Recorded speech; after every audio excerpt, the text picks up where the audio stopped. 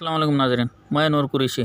हम देखते हैं मुआशरे में अच्छे बुरे, खुशहाल, दुखद सभी तरह के लोग होते हैं। इन सब के बीच नॉर्मल, एबनॉर्मल और ख़ास तरह के स्पेशल लोग होते हैं। जी हाँ, मैं बात कर रहा हूँ विकलांग की।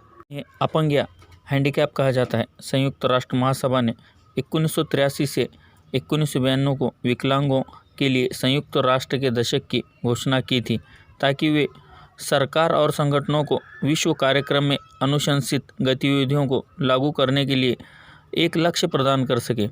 इसके बाद से ही 1992 से 3 दिसंबर विश्व विकलांग दिन के रूप में मनाया जाने लगा। विकलांगों के पक्ष में हमारे देश में दर्जन भर कानून बनाए गए हैं। यहाँ तक कि सरकारी नौकरियों में आरक्षण भी दिया गया है। लेकिन हम देखते हैं बस, रेलवे, विकलांगों की सीट राखीव होते हुए उन्हें सीट पर बैठने नहीं दिया जाता।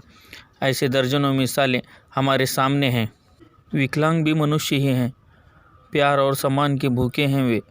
उन्हें भी समाज में आम लोगों के साथ प्रतिस्पर्धा करनी है। उनके अंदर भी एक अपने माता पिता, समाज व देश के नाम रोशन करने का सपना है। विकलांगों का सपना तभी साकार होगा जब हम उनकी भावनाओं के साथ खिलवाड़ करना बंद करें। विकलांगों की हमें सहायता करनी चाहिए। आइए एक ऐसा स्वच्छ माहौल तैयार करें। हमारे देश में विकलांगों को साइकिल, व्हीलचेयर, पेंशन इत्यादि सहूलतें इसलिए दी जाती हैं ताकि वे स्वावलंबी बन सकें। विकलांगों को समाज में मुख्य धारा में लाने और सम्मानित जीवन जीने में समाज, सरकार, कॉरपोरेट और मीडिया सभी को एकजुट होकर इस दिशा में पहल करनी होगी। विकलांग दिवस मनाना आवश्यक है, क्योंकि ज़्यादातर लोग ये भी नहीं जानते कि उनके घर के आसपास समाज में कितने लोग विकलांग हैं। समाज में उन्हें बराबर का अधिकार मिल रहा है कि नहीं। अच्छी सेहत और सम्मान पाने के लिए, जीवन में आगे बढ़ने के लिए उन्हें कुछ सहायता की ज़रूरत है। लेकिन आमतौर पर समाज में लोग उनकी सभी ज़रूरतों को नहीं जानते हैं। आंकड़ों के अनुसार ऐसा पाया गया है कि लगभग पूरी दुनिया में 15% लोग विकलांग हैं। इसलिए विकलांगजनों की वास्तविक स्थिति के बारे में लोगों को जागरूक करने के लिए इस उत्सव को मनाना बहुत ही आवश्यक है। विकलांगों के पक्ष में सुप्रीम कोर्ट और देश भर के हाई कोर्ट्स ने कई अहम फैसले लिए हैं, जिससे उन्हें पर्याप्त अधिकार मिले। कोर्ट ने यह कानून बनाया है कि विकलांगों बच्चों को 18 वर्ष की उम्र तक मुफ्त और आवश्यक रूप से शिक्षा दी जाए। अदालत के कारण ही यह संभव हो सका है। आप जानते हैं कुछ ऐसे विकलांगों के बारे में जिन्हें विकलांग कहना बहुत ही अजीब लगेगा, क्योंकि उन्होंने ऐसे कार्य किए हैं जो एक साधारण इंसान के बस में नहीं होते, वो विकलांगों ने किए हैं। चलिए बढ़ते हैं। कोरोले टकेक्स यह बुडापेस्ट हंगरी देश के रहने वाले थे। उस देश में जितनी भी नेशनल चैम्पियनशिप हुई थी, उस देश में उसको वो जीत चुका था और सबको पूरा यकीन था कि 1940 में जो ओलंपिक होने वाले हैं उसमें गोल्ड मेडल कोरोले को ही मिलेगा, क्योंकि उन्होंने सालों से ट्रेनिंग ली थी। कोरोले टकेक्स आर्मी में भी थे। 1938 में जब आर्मी का एक ट्रेनिंग कैंप चल रहा था, तो अभ्यास के समय उनके हाथ का एक दुर्घटना हो गई। उनके उसी हाथ में जिससे उनको गोल्ड मेडल जीतना था, जी, उनका राइट हैंड में एक हाथ गोला हैंड ग्रेनेड का विस्फोट हो गया और वो हाथ चला गया। जो कोरोले का सपना था वो चकनाचूर हो गया। कोरोले ने फोकस किया उस पे जो उनके पास था, न कि उस पे जो चला गया। जी, उनके पास एक लेफ्ट हैंड बाकी था, एक ऐसा हाथ जिससे वो लिख तक नहीं सकते थे। 1 महीने तक हॉस्पिटल में उनका इलाज चला उस हाथ के लिए, और ठीक 1 महीने बाद उन्होंने अपनी ट्रेनिंग शुरू कर दी अपने लेफ्ट हैंड बाएं हाथ से।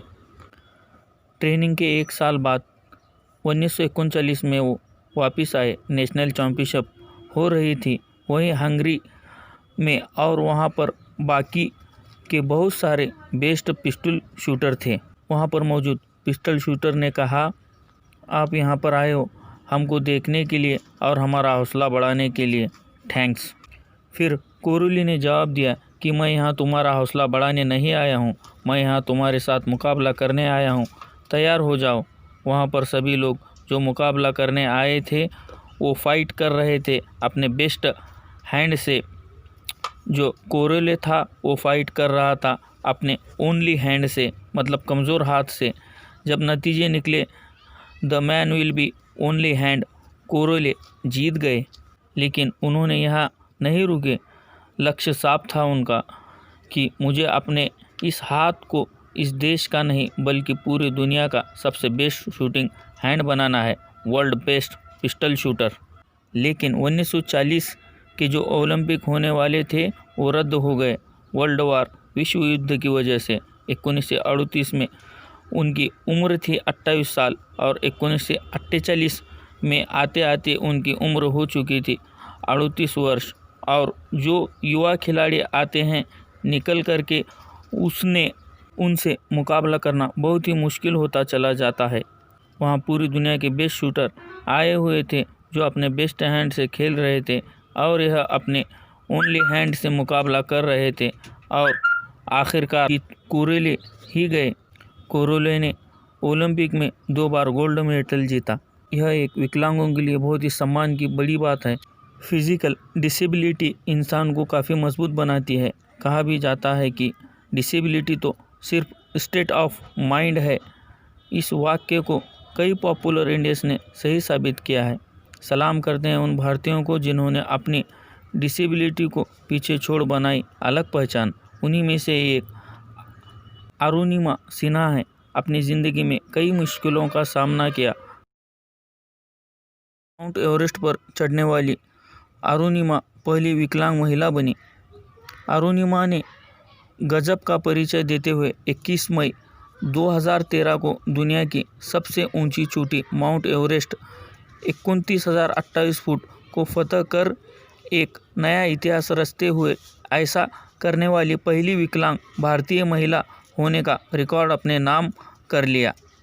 साथ ही यह और एक मिसाल है। मुनीबा मुजारी को पाकिस्तान की आयरन लेडी कहा जाता है। वो संयुक्त राष्ट्र में पाकिस्तान की नेशनल एम्बेसडर हैं। ब्रिटिश समाचार संस्था BCCI ने साल 2015 में उन्हें अपनी 100 वुमन सीरीज़ में शामिल किया था। फोर्ब्स पत्रिका ने साल 2016 में 30 साल से कम उम्र की दुनिया की 30 शख्सियतों में शुमार किया था। मुनीबा की कहानी किसी भी इंसान के लिए प्रेरणादायक है। मुनीबा अपाहिज हैं, व्हील चेयर के सहारे चलती हैं। महज 20 साल की उम्र में एक कार हादसे में उनके कमर के नीचे का हिस्सा बुरी तरह क्षतिग्रस्त हो गया। उनकी शादी के 2-3 साल बाद ही यह दुर्घटना हो गई। विकलांग हो जाने के बाद उनके पति ने उन्हें तलाक दे दिया।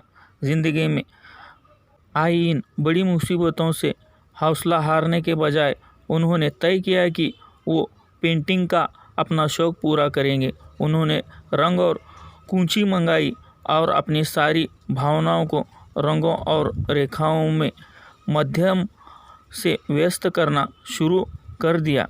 धीरे धीरे उनकी कला को पहचान मिलने लगी। मुनीबा ने व्हीलचेयर पर होने के बावजूद मॉडलिंग भी की। वो गाना भी गाती हैं। वो महिलाओं से जुड़े मुद्दों को उठाने में भी आगे रहती हैं। आज वो मोटिवेशनल स्पीकर के तौर पर सबसे ज़्यादा चर्चा में रहते हैं। अब मुनीबा एक माँ भी हैं। उन्होंने एक बच्चे को गोद भी ले लिया है। उनकी कहानी, उनकी ज़ुबानी सुनकर हताश निराश दिलों में आशा की नई किरण जगमगाने लगती है। जय हिंद। अगर मालूमात अच्छी लगी तो ज़्यादा से ज़्यादा लोगों को शेयर ज़रूर कीजिए।